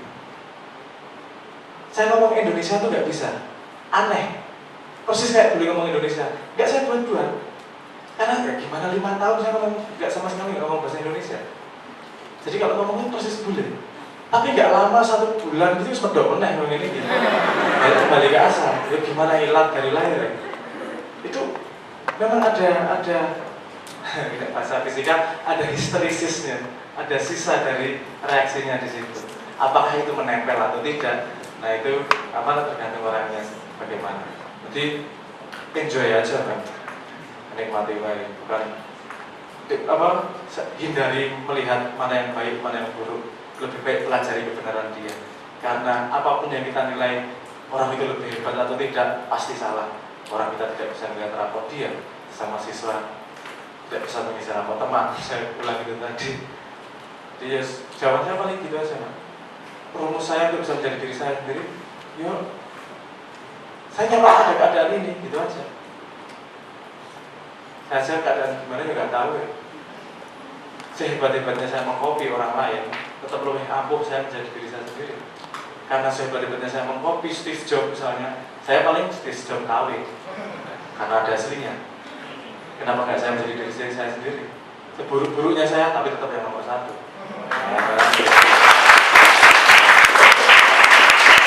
Karena apapun yang dilakukan manusia itu pasti ada gunanya. Koruptor itu juga berguna untuk memberi contoh buruk. Tahu nggak? Nah, coba yang kayak lo. Berguna contoh buruk. Jadi lakukan yang penting. Nilai ambil baiknya. Pertanyaan kedua apa? Saya lanjut Pak ya. Yang kedua tentang pertama kenapa memutuskan untuk di sini ya, untuk tetap hidup. Ya benar, oh bukan. Jadi pertama tuh kenapa kan dari fisika dan matematika tuh Iya. Ke musik. Ke musik ya. Itu pertama. Yang kedua tadi yang di sini tuh apa maksudnya? Oke. Oh ya kembali. Yang pertama kenapa? Karena saya tidak pernah melihat dunia seperti kotak-kotak seperti itu. Saya tidak melihat dunia adalah satu rumah 7 kamar. Ini kamar fisika, kamar matematika, kamar seni budaya. Saya memang view dunia saya tidak seperti itu. Saya melihat dunia itu seperti satu rumah 7 pintu. Kamu mau masuk lewat pintu fisika, lewat pintu matematika. Ketika kamu mau masuk rumah dan menemukan hakikatnya, semuanya sama dan bersambungan. Saya bisa menyambungkan dari tai sapi sampai ke SBY juga bisa, gampang aja. Kalau kita tahu sambungannya, karena itu cuma satu ruangan aja. Matematika itu bukan ilmu hitung. Matematika itu bahasa logika yang paling bersih. Kalau di Quran itu nggak ada bidang ilmu apapun yang disebut kecuali hisab, itu. Kenapa dia bahasa logika yang paling bersih? Karena misalnya ada contoh 2 tambah 2 itu sama dengan 4, nggak peduli kamu patah hati, sedih, marah, baru putus, baru dapat pacar, 2 tambah 2 sama dengan 4. Itu kebersihan logika ya, karena kita tidak terpengaruh di dalamnya, kita tidak punya pendapat terhadap reaksi yang terjadi di dalamnya itu. Dan saya dari matematika terutama belajar itu, belajar melihat data tanpa ikut serta saya, jadi observer. Itu disiplin matematis. Karena punya disiplin itu, efeknya pasti ya di budaya juga, karena saya hidup pada kebudayaan. Kalau kita percayalah, ketika Anda menggali apa saja, kalau cukup dalam, Anda pasti akan menemukan sambungan dengan ilmu lain. Oke, pakai contoh lah. Harus menggunakan kalkulator, Ini bagaimana matematika memberi pola bahwa ketika kamu mengambil ilmu apa aja, asal kamu tidak berhenti berjalan, kamu akan menemukan Tuhan. Pasti. Syaratnya jangan berhenti berjalan, cari terus. Kamu akan nyenggol semua ilmu yang lain dan ketemu Tuhan. Di matematika itu Tuhan meletakkan polanya di matematika dengan yang disebut sebagai Collatz conjecture. Salah satu pola matematika yang sangat sederhana dan belum bisa dibuktikan sampai sekarang kebenaran atau kesalahannya. Tapi ketika dihitung belum pernah ketemu kesalahannya. Kalkulator mas. Oh, kalkulator. Ya itu dia. Ini rumusnya sederhana. Ketika kamu tidak tahu sesuatu, kok aneh ya, kok tabrakan, kok nggak paham ya, tingkatkan pengetahuanmu 3 kali dan ditambahi dengan Tuhan. Kali 3 tambah 1, ketemu yang ganjil, kali 3 tambah 1. Kalau kamu menemukan yang genap, yaitu kamu bisa menemukan persamaan dari paradok, jawaban dari paradok. Paham nggak maksud saya jawaban dari paradok? Oke, misalnya gini. Iblis itu baik atau buruk? Buruk. Malaikat itu baik atau buruk? Baik. Oke, kamu paradok baik dan buruk. Kalau saya tingkatkan pemahamannya 1 tingkat, dia akan menjawab antara baik dan buruk. Iblis yang nyuruh siapa? Malaikat yang nyuruh? Dua-duanya pengabdian. Ya. Kamu menemukan jawaban dari 2 paradok baik buruk menjadi yang namanya pengabdian. Ini mengabdi dengan berbuat buruk, mengabdi dengan berbuat baik. Misalnya gitu. Itu pertemuan 2 paradok. Pertemuan 2 paradok itu orang Islam ngomongnya naik makom. Itu ketika kamu meningkat makomnya, pengetahuanmu naik, itu ketika mempertemukan 2 paradoks. Nih, tanya contoh ya. Kalau ketemu ganjil, kamu tidak paham, tingkatkan pengetahuanmu 3 kali. Kali 3 tambah 1. Masukkan Tuhan. Kalau ketemu genap, temukan pertemuan paradok, berarti bagi 2. Oh ya. Sebut angka, terserah. Banyak banget itu mas, nanti hitungnya sampai besok pagi. Sampai antara 7 lah, 7. Mas sebenarnya banyak banget soalnya nanti. 7. Ganjil atau genap? Kali 3 tambah 1. Kok cepet banget mas? Oke, sama dengan 22. Ini genap atau ganjil? Kalau genap gimana tadi? Bagi 2, jadi 11. Genap atau ganjil? Kali 3 tambah 1, 34. 34 kenapa ada ganjil? Bagi 2, 17. 17 kenapa ada ganjil? 17 kali 3? 51 ya? Benar? 10 kali 3, iya benar, 51 tambah 1, 52. Kenapa lagi? Bagi 2, 26. Kenapa lagi? Bagi 2, 13. 26, 13 kali 3 39 tambah 1, 40. 40 genap lagi, bagi 2, 20. Bagi 2, 10. Nanti. Yang kita sebut sebagai Tuhan adalah tunggal. Jadi kita anggap di sini Tuhan adalah perlambangnya 1 ya.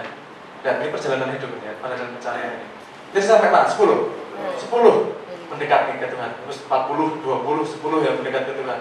Bagi 2 lagi berapa? 5. Tapi kenapa Tuhan ganjil? Ganjil kali 3, jauh lagi sama Tuhan. Kali 5 kali 3 berapa? 15 tambah 1? 16. Bagi 2? Bagi 2? Bagi 2? 1. Bagi 2 lagi? Sampai ya. Ingat 3 langkah terakhir. 4, 2, 1. Tuhan. Sebut angka yang lain. 9. Oke, 9 kali 3 tambah 1. Hah? Genap toh? Bagi 2. Bagi 2. Tadi sebelumnya angkanya berapa? Sudah ya, ketemu ya, langsung sampai ke 1 ya. Lihat, kamu dari angka manapun, kamu akan bertemu dengan ilmu yang lain untuk menuju ke Tuhan. Mau nggak mau ilmu harus lengkap. Caranya lengkap adalah kamu belajar tanpa henti. Belajar dari apapun, karena Tuhan menyediakan ilmu dari manapun. Adanya kita bisa menyerap atau tidak. Ini pola jadi kita hanya dengan prinsip ini terus dapat guide luar biasa nih dari matematika ini. Ini namanya Collatz conjecture. Sampai sekarang belum ditemukan buktinya. Kalau orang matematika kan nggak terima, dicoba jadi. Ini pakai komputer sudah dicoba sampai 7 triliun angka yang dipilih. Itu semua balik ke 1 semua. Tapi kan matematika maunya kan rumus. terbukti benar atau salahnya. Rumus pembuktian benar atau salahnya belum ketemu sampai sekarang. Nah, tadi pertanyaannya, kenapa kemudian saya ke seni dan budaya? Saya belajar apapun yang bisa saya pelajari. Cuma gini, ada kesempatan terbuka untuk belajar, saya masuk. Kesempatan terbuka untuk belajar, saya masuk. Leto itu masuk bukan karena saya pengen bikin band. Kan saya tadi sudah cerita, waktu SMA saya patah hati. Terus dengar lagu Sweet Child of Mine Guns N' Roses. Ya tak? Sweet Child of Mine. Ya tak? Kok berkurang gitu dia? Jadi gagah aku ya. Kok gimana ya? Kok musik bisa mempengaruhi rasa ini? Apa hubungannya ya? Saya penasaran di situ. Ketika saya kuliah, saya mencari riset tentang itu, bagaimana suara hubungannya dengan rasa dan seterusnya. Ketika saya selesai kuliah, saya maksudnya istirahat setahun. Mumet kepalanya, pusing udah matematika, fisika, atau namanya sekaligus soalnya. Terus setahun lah, iseng-iseng saya bikin lagu dengan mengaplikasikan pengetahuan tentang musik, frekuensi, ya pokoknya yang saya kumpulkan itu. Saya bikin lagu. Terus sama teman saya disetel di warung makan. Ini tak style. Aku ingin jajal-jajal kok efeknya gimana. Terus di warung makan dibikin polling gimana rasanya. Saya pengen tahu, cuma pengen tahu efek dari itu. Terus kemudian ada produser yang dengar. Terus ditanyain ke rumah, mau nggak bikin album? Album foto, nggak album musik katanya. Terus dia yang paling senang lagu saya berbahasa Inggris. Yang sebenarnya I'll Find a Way. Sebelum album pertama ada single itu yang keluar judulnya I'll Find a Way. Itu lagu bahasa Inggris. Waktu lagu bahasa Inggrisnya diminta, dia labelnya ngomong gini, boleh nggak kalau ganti bahasa Indonesia? Karena saya sama sekali tidak punya maksud menjadi musisi. Saya nggak usah lah, kalau mau bikin lagu Indonesia tak bikinin lagi. Itu layarnya udah bahasa Inggris ya. Kalau nggak mau nggak apa-apa. Itu kan kalau orang musisi itu keputusan gendeng itu. Satu hari bisa 200 tumpuk CD untuk bisa masuk label, saya ditawari karena saya tidak punya imajinasi sama sekali. Hanya saya merasa itu lahir bahasa Inggris, Tuhan udah ngeluarin bahasa Inggris, jangan diganti-ganti itu. Saya berjalan dengan prinsip itu teman-teman. Terus kemudian seminggu kemudian ditelepon, ya udah nggak apa-apa nih bahasa Inggris, ya udah akhirnya masuk. Akhirnya terus ini butuh profile band ini. Nggak pernah seumur hidup saya bikin profile band. Jadi profile band lainnya tuh pernah tampil di sini anggota gini, profile bandnya itu tuh esai. Panjang lebar kayak itu diketawain gimana gini kan tuh kurang ngerti ya ke band-bandan nggak paham. Terus kemudian akhirnya bikin setelah single itu setahun kemudian kita bikin album dan keterusan sampai sekarang. Apakah saya lihat di situ? Enggak, saya menjalankan opportunity semuanya. Karena ketika kita melakukan itu saya merasa ini opportunity bisa explore untuk menemukan ilmu baru yang belum pernah saya pelajari. Kenapa itu ilmu baru? Dunia pop itu sangat asing buat saya. Saya kan sering ketawain orang-orang dunia pop, punk segala macam itu. Ketika saya masuk itu, rambut saya dimerahin, pakai lipstick, aku ngalami yang tak ketawain sendiri. Itu experience luar biasa buat aku, dimana aku menertawakan diriku sendiri, menertawakan orang, yang kemudian saya menertawakan diri saya sendiri. Nah, saya berjalan berdasar experience, bukan berdasar cita-cita. Kalau saya melakukan ada kesempatan, pokoknya belajar, tak lakukan. Makanya kalau saya tahu tentang filosofi, tentang sejarah, biologi, kimia, gitu bukan karena saya kemaruk pengen belajar, karena memang tersedia di depan mata, terus saya hanya mengikuti perjalanannya, belajar serius gitu Pak. Karena saya percaya otak itu didesain untuk memproses sekarang dan belajar dari masa lalu. Masa depan Tuhan sudah menyediakan, asal kita serius menjalaninya. Gitu aja.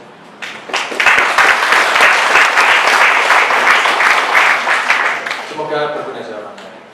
Oke, teman-teman, kita masih punya waktu sekitar 15 menit mungkin ya sampai dengan jam 9:30 biar kalau bisa istirahat untuk jam 9:30 kita berangkat ke TIT ya, sensor.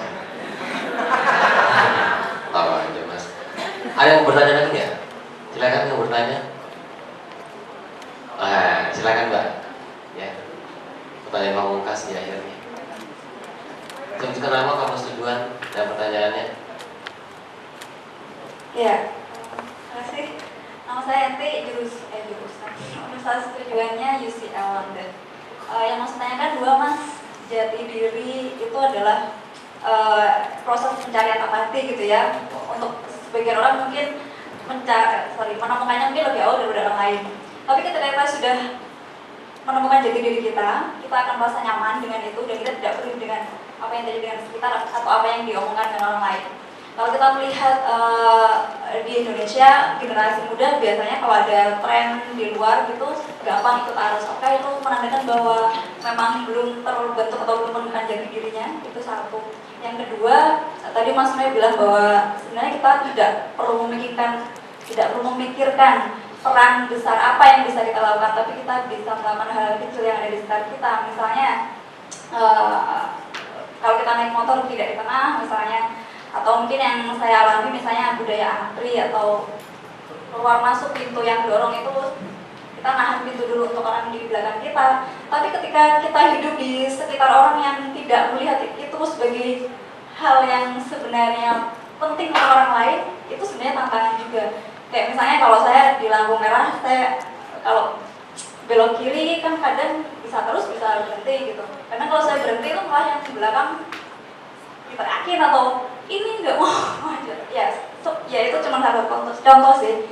Jadi gimana cara kita menyikapi supaya kita konsisten dengan apa yang kita yakini sebagai hal yang benar tanpa terpengaruh lingkungan sekitar. Terima kasih. Oke, ada pertanyaan Mas Sabran, silakan. Yang pertama terkait dengan jati diri ya. Oh, apakah kalau gampang terpengaruh itu belum menemukan jati dirinya? Gitu. Ini karena gini juga sih. Kalau mau garis besarnya kan dunia ini urusan 3 ko gitu. Komoditi, komunikasi, dan community, urusannya itu aja. Karena sekarang ada revolusi komunikasi kan betapa mudah ini jadi satu komunitas besar gitu. Pengaruh seperti itu sudah terjadi dari dulu sebenarnya. Cuman skalanya tidak sebesar ini karena komunikasinya saat itu tidak semasif ini. Nah sekarang mau tidak mau yang paling besar menggunakan commodity culture adalah Amerika. Mereka semua sudah membangun luar biasa dari dulu. Kemudian diikuti oleh India dan Korea. Nah, kalau kita kan kalau belum dicolok belum teriak. Semua dibangun dari Amerika. Dan mau tidak mau kita memang terpengaruh dengan itu. Karena manusia memang, nalurinya kan pengen aktualisasi diri. Kalau yang dianggap masyarakat itu adalah salah satu cara aktualisasi, makanya dia akan mengikuti itu. Kenapa Twitter, Instagram sangat laku? Karena dia memberi outlet manusia untuk bisa mengaktualisasikan dirinya. Ya bahasa gampangnya narsis lah. Loh itu indeks narsisme 2 tahun terakhir kan naik bisa sampai 4 tahun terakhir naik sampai 30% itu indeks narsisme. Pekerja di kantor itu kalau nggak dikasih kesempatan narsis itu produktivitasnya turun. Betapa sangat penting itu yang namanya narsis itu. Nggak mau buruk juga, itu aktualisasi. Semua tuh nggak masalah kalau nggak berlebihan. Gitu. Bahwa kalau anak sudah terpengaruh, biar saya nggak khawatir, pasti terpengaruh. Kita mau ngelarang seperti apa, pasti terjadi akulturasi itu. Yang perlu kita bangun kepada anak kecil bukanlah jangan terpengaruh, bukan gitu. Tapi kemampuan memfilter. Bukan memberi data, bukan memberi pagar, tapi memberi mesin untuk memfilternya. Karena kalau dia tidak tahu, dia akan dikuper dan dia tidak mengetahui kebenaran yang lebih besar. Kalau dia menyaring, dia tahu mana yang harus diambil, mana yang harus dibuang. Ada 3 generasi pemuda. Generasi pendobrak, generasi pengganti, atau generasi pembaharu. Generasi pendobrak adalah mengganti yang sebelumnya dan mengganti yang baru. Pokoknya semuanya ganti. Kalau generasi pendobrak adalah merusak yang lama, mengganti dengan yang baru. Terus satu lagi generasi pendobrak penerus pembaharu. Kalau generasi penerus meneruskan yang lalu. Dan budayanya gini kok, biasanya gini kok. Ngapain cuy diganti? Biasanya nggak ngantri kok, ngapain ngantri?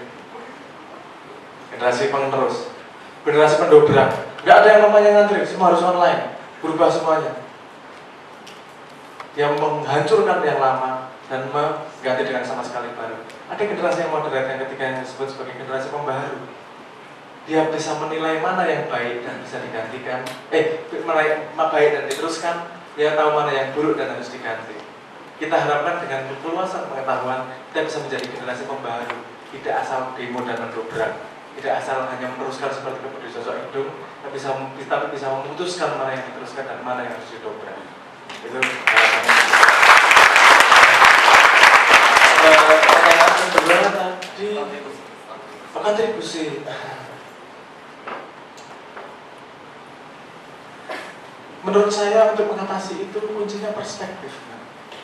Gini, kalau Anda kucingnya di rumah ada gereh di colong kucing, Anda marah nggak sama kucingnya? Nggak toh?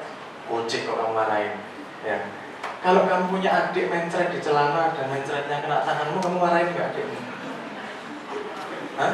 Masih bayi, kamu marahin nggak? Nggak ya. Kalau adikmu yang 1 tahun lebih muda terus mencretin kamu marahin nggak? Hah? Marah pasti ya. Pacara ini baru. Oh semuanya nggak keruan, betul? Kan kita punya kemampuan memahami. Kita punya kemampuan memahami untuk bisa. Kadang-kadang saya gitu kok. Saya juga masih sangat bertarung sekarang di jalan ini. Ada wile metu kebun binatang. Tinggal milih kaki 2, kaki 4 atau yang mana? Banyak.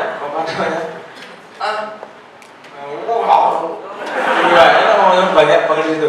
Itu memang keluar dari dalam itu sedikit demi sedikit membangunnya, bukan mencuekkan. Kalau kita cuek, nanti kita jadi apatis, nanti kita jadi asosial kalau kita tidak berhubungan dengan orang lain. Ya pasti tetap harus bersosialisasi, tapi dengan pemahaman. Kalau sebenarnya kemudian kalau ada ngeser kanan beloknya kiri, tiba-tiba kebut gini saya cari jalan keluar di kepala saya. Oh, dia kebelet bepol makanya nggak boleh, nggak apa-apa lah. Jadi banyak kemungkinan skenario yang bisa kamu bangun untuk tidak output marah. Dan kreativitas itu nanti akan sangat berguna. Sangat berguna. Untuk memahami Quran dengan sains, kamu perlu kemampuan itu. Bagaimana mensimulasi cerita agar datanya itu benar. Ternyata gini, ngebut ini gini, kucing masuk dimarahin. Memang masih kelas kucing dia. Gak bisa antri. Misalnya, ya kayak kemarin saya pernah di bandara ngantri terus tiba-tiba ada ibu masuk ini. Bu, ngantri bu. Loh, kan masih sepi, nggak ada yang terganggu kok mas. Gitu. Dan saya diam. Bukan berarti saya membiarkan itu terjadi. Dia percaya betul 100% bahwa itu kebenaran. Dan dia sudah tua. Saya lebih memilih menghormati orang tua daripada kebenaran antrian. Nek canom tak panjang lah ini. Nah, faktornya banyak mbak ya. Cari outputnya semakin membantu. Kalau Ali bin Abi Thalib bilang, kamu bisa dikatakan bersabar kalau kamu sudah bisa menemukan peran salahmu dalam setiap kejadian. Nah itu ditanam aja naluri itu. Salahku di mana ya? Kalau memang ternyata tidak ada salah, kamu akan mampu memaklumi orang itu. Kalau ternyata ada salah, kamu punya kesempatan memperbaiki dirimu. Dan tidak ada kesempatan yang lebih baik daripada memperbaiki dan menemukan dirimu sendiri. Setiap kejadian, setiap momen menemukan dirimu sendiri dan menjadikanmu berharga di masyarakat.